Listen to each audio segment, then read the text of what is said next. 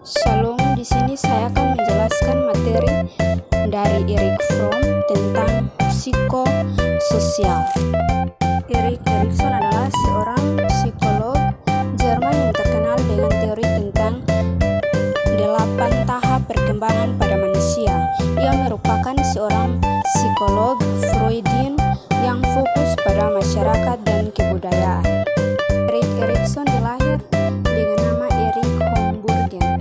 Erikson lahir pada tanggal 15 Juni 1902 di Frankfurt, Jerman. Ia adalah seorang psikoanalisis anak Amerika yang dikenal dengan teorinya tentang perkembangan psikososial manusia. Ia menciptakan istilah krisis identitas. Erikson mengembangkan teori kepribadian yang berfokus pada perkembangan psikososial individu. Teori ini membagi struktur kepribadian menjadi 3 komponen utama, yaitu ego, id, dan superego. Erich Fromm memang mengembangkan teori perkembangan psikososial yang terkenal, tetapi konsep ketiga struktur kepribadian, id, ego, dan superego sebenarnya berasal dari Sigmund Freud, bukan Erikson. Erikson sendiri adalah murid dan kolega Freud, dan meskipun ia memperluas dan mengembangkan beberapa ide Freud, konsep id, ego, dan superego adalah milik Freud. Id adalah bagian penting primitif dan kepribadian yang mencakup semua nalurasi, dasar, dan dorongan. Id beroperasi berdasarkan prinsip kenikmatan, berusaha dan menghindari rasa sakit dan mencari kesenangan. Id tidak mempertimbangkan realitas atau kepentingan orang lain, hanya keinginan dirinya sendiri. Yang kedua yaitu ego. Ego berfungsi untuk memenuhi kebutuhan id dengan cara yang realistis dan sosial yang dapat diterima. Ego beroperasi berdasarkan prinsip realitas, yang berarti mencoba memenuhi keinginan id dengan mempertimbangkan dunia nyata dan konsekuensinya. Ego adalah mediator atau antara id dan superego. Superego adalah bagian dari kepribadian yang berfungsi untuk mengendalikan id dan mendorong ego untuk bertindak secara moral, bukan hanya realistis. Superego beroperasi berdasarkan moralitas dan nilai-nilai sosial, dan berusaha untuk mengendalikan impuls id yang tidak dapat diterima oleh masyarakat. Erich Fromm sendiri lebih berfokus pada bagaimana interaksi sosial dan konflik berkontribusi pada perkembangan kepribadian sepanjang hidup daripada struktur kepribadian itu sendiri. Erich Fromm, seorang psikolog humanistik, mengembangkan teori kepribadian yang dikenal sebagai psikoanalisis humanistik. Teori ini berakar pada keyakinan bahwa pemisahan manusia dari dunia alam menghasilkan perasaan kesendirian dan isolasi, kondisi yang disebut kecemasan dasar. Fromm dikenal sebagai kritis sosial, psikoterapis, filsuf antropologi budaya, dan psikografe yang percaya bahwa masyarakat dan budaya memiliki pengaruh yang signifikan terhadap perkembangan kepribadian individu. Erikson juga menambahkan dimensi sosial psikologis pada konsep dinamika dan perkembangan kepribadian yang diajukan oleh Freud, yang membuatnya dianggap sebagai tokoh psikologi sosial.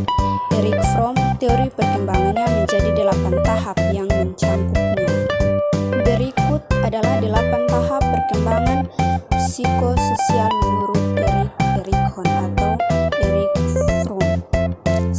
Kepercayaan atau ketidakpercayaan, yaitu umur 0-1 tahun. Pada tahap ini, bayi sangat bergantung pada orang tua atau pengasuhnya. Jika kebutuhannya mereka dipenuhi dengan cinta dan perhatian, mereka akan mengembangkan rasa kepercayaan. Yang kedua, otonomi atau rasa malu dan ragu-ragu, yaitu pada bayi yang berumur 1-3 tahun. Pada tahap ini anak mulai belajar untuk menjadi mandiri. Jika mereka dihukum dan didorong, mereka akan merasa percaya diri. Namun jika mereka sering dikritik atau dihukum, mereka mungkin merasa malu dan meragukan kemampuan mereka. Yang ketiga, inisiatif atau rasa bersalah, yaitu anak usia 3 tahun sampai 6 tahun. Pada tahap ini anak mulai bermain dan berinteraksi dengan orang lain. Jika mereka mendorong untuk berinisiatif dan bereksplorasi, mereka akan mengembangkan rasa tanggung jawab. Namun jika mereka sering dikritik, mereka mungkin merasa bersalah.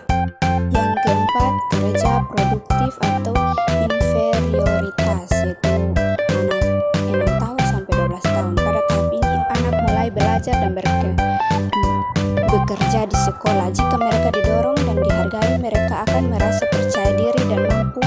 Namun jika mereka sering merasa gagal, mereka mungkin merasa inferior atau tidak mampu.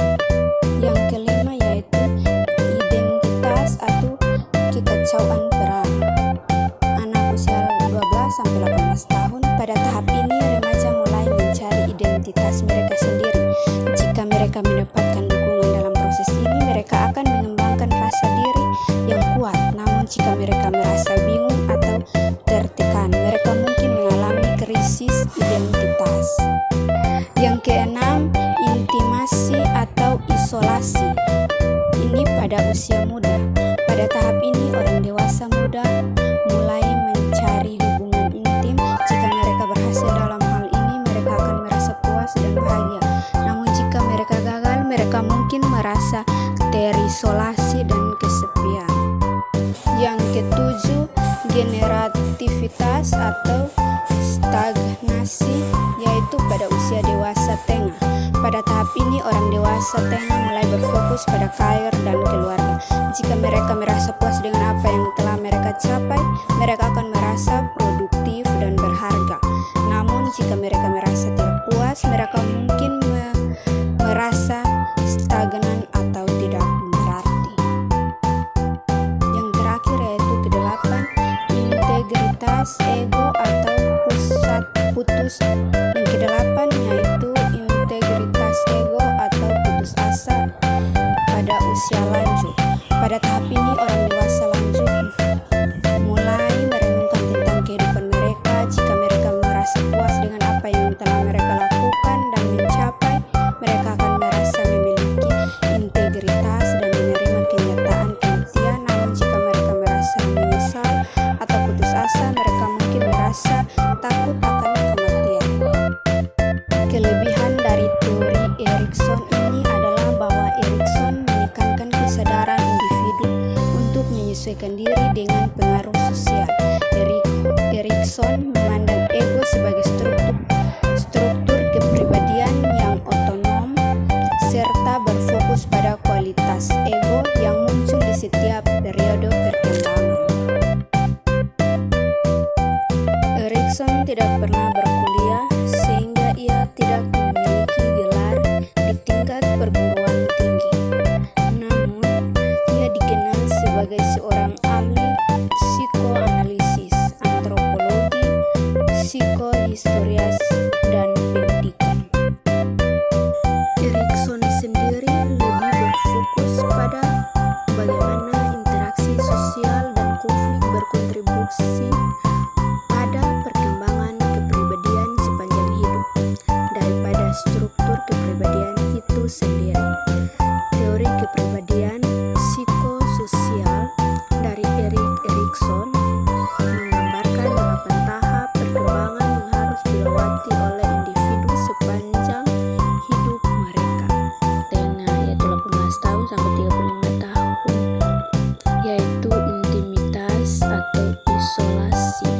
Yang ketujuh yaitu dewasa awal, yaitu umur 35 sampai 60 tahun, yaitu produktivitas atau kemacetan.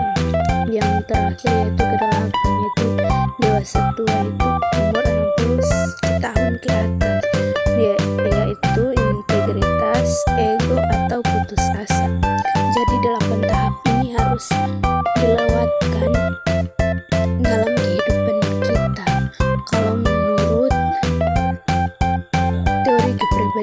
psikososial dari Erik Erikson.